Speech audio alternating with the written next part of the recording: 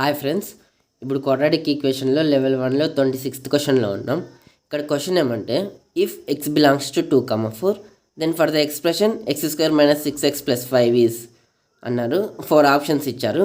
First option the least value equals to -4, సెకండ్ది the greatest value equals to 4, థర్డ్ది the least value equals to 3, ఫోర్త్ది the greatest value equals to -5.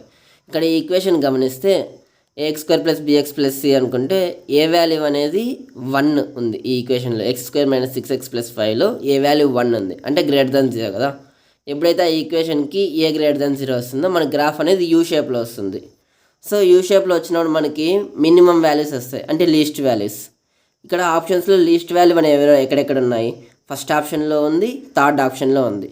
So second option, fourth option అయ్యే అవకాశం లేదు, ఎందుకంటే second ఆప్షన్లో greatest value అన్నారు, fourth ఆప్షన్లో గ్రేటెస్ట్ వాల్యూ అన్నారు. Least values first option, third option. So మనకి ఫార్ములా తెలుసు.